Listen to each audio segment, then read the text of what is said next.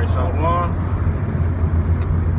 Salakia, first and foremost, I want to give all praises, glory, and honor unto the Most High Yahweh, Bahashem, Yahushai, Bahashem, Rakakwadash. Double honors unto the apostles and elders who never left the flock of Israel, who rule well and continue to feed the sheep, right? As good shepherds, with they have a care for your souls. For the Akim, the brothers that are sincere, man, our apostles and elders truly have a care for our souls, man, and that's a beautiful thing to have that from your leaders, because these other camps don't have that. And to you, Akim, I just want to say Shalom. Yahweh Bahashem Yahushai, bless y'all brothers, man, Barakathum, but yeah, just another day, man, and I just wanted to bring out a situation that happened to me. So I guess we would call this a testimony. If you're watching the news, you see what's going on down there in Venezuela, and you see that what's going on in Venezuela is the people are struggling because the tariffs have been put on them, right? So they can't trade their oil the way that they want to, right? They're having a hard time, trading anything right now, because Edom, the nation of Edom, which is the so-called white man, the Caucasian race that dwelt first in Mount Seir, right, and Petra, right, and then in the Caucasus Mountains of Georgia, Russia, all right, and then came out of his caves and wanted to conquer the whole world.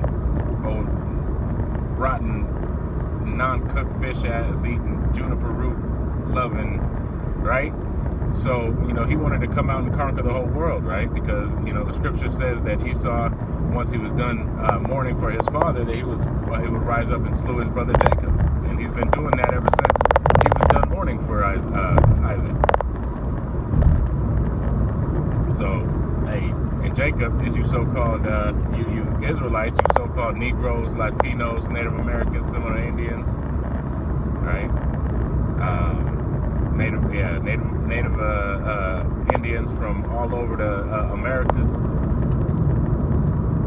right? You are the chosen people of the Most High Yahweh, right? And these Venezuelans as well. You are Israelites. You are not Venezuelan. That's a name that was given to you by this damn devil, by the conquistadors who would conquer in your ass, raping your sisters and your mothers, right? And your fathers, because he's a damn evil devil. So he was even raping the men and the little boys, right? Now you want to call yourself by a name that he gave you. He didn't name that for you. That's his name for himself, right? It says he coveted fields, and he take them by force. He calleth them by their name, by their own names, right? Look where we're at, right? Where I'm at right now, Washington State. So you Venezuelans, man, first and foremost, you're Israelites, right? Let's get that out of the way. And not Latinas and Latinos, right? Those are bywords given to you by your oppressor, right? You are Manassites, Gadites, right? Venezuela, I believe, is Zebulonites. Asher, I believe it might even be Asher, right? Because they're down there by Brazil. So, hey, regardless, you are an Israelite. I don't have a map in front of me. I'm just riding. And so yesterday, I was getting my phone fixed because the screen had cracked at camp a couple weeks ago. And I'm waiting for my phone, and she had to call her friend for help while she was working on my phone. And she was speaking Spanish. So I said, "Hey, where you from?" She said, "Venezuela." I said, "Oh man." So instantly, my mind goes into the spirit, World War III, and then things that are happening up. So my question is to her, I'm like, hey, you down with Maduro, or you down with the one Guido, Juan Guaido? I like to call him one Guido, the one white boy that they're trying to send in there to be the face of the new Venezuela, right? And the funny thing is she was for the one Guido, man. She was all the way Americanized. So we talked about it for a while, and then her friend came over, and she didn't know I speak a little bit of Spanish, so she started trying to talk shit behind my back. And I was like, hey, no, you don't like the Guido? She goes, oh, you speak Spanish. I said, yeah, what's up?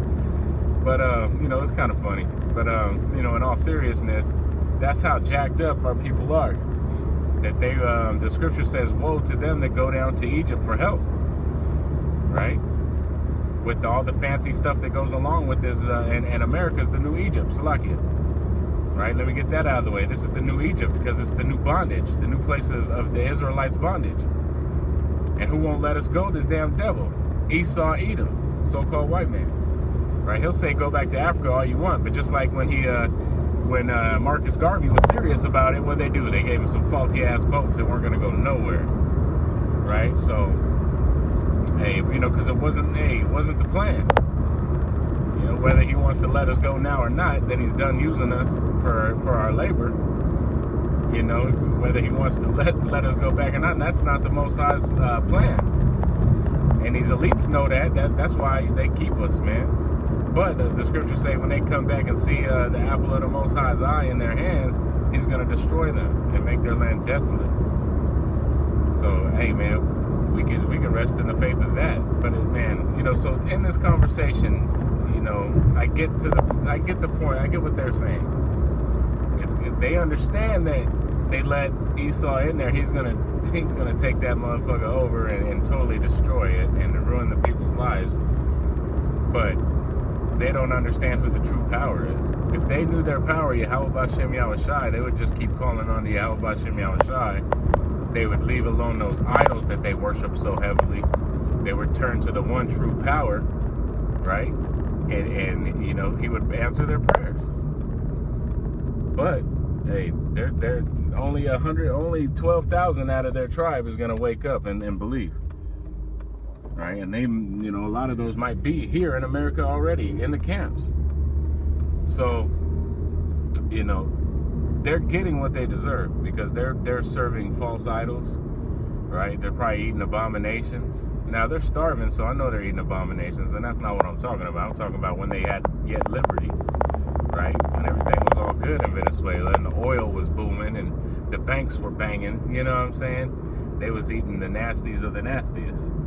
So, they can't say that they weren't. But, man, the Most High brings judgment for these things that we think are nothing, And this is his will.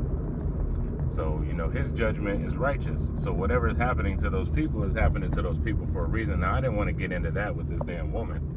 I just wanted to kind of get some perspective from one of them. And, they want to go down to Egypt for help. They want Esau's help. She probably loves living in America. I asked her, why'd you come to America? She said, for work,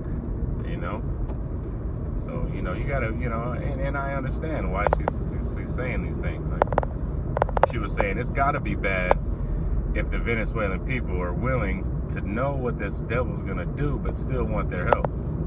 And that's the type of situation that Esau will put you in. It's like he did in 70 AD with Israel. He cut off the supplies, and that's the same thing he's doing to Venezuela. He's starving them out. He is starving them out, and it's working. The people are going down to Egypt for help. And I just wanted to share that. That scripture I believe is Isaiah 31. I believe. If I'm wrong, I'll put it in the comment board or on the comments. But Lord willing, something came out of that conversation. Maybe a brother will see this and do a video, on Venezuela.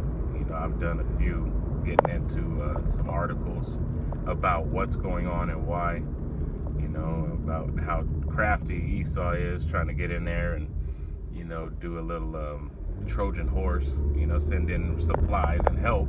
But really it's going to be that military that you've seen down there, the National Guard that you've seen down there, that's U.S. trained troops. So, hey, man, but for Israel, man, we just got to hold on, keep preaching this truth. Keep waking up the hopeful elect, bringing out this news, washing our hands of blood guiltiness, and pray unto the Most High for salvation.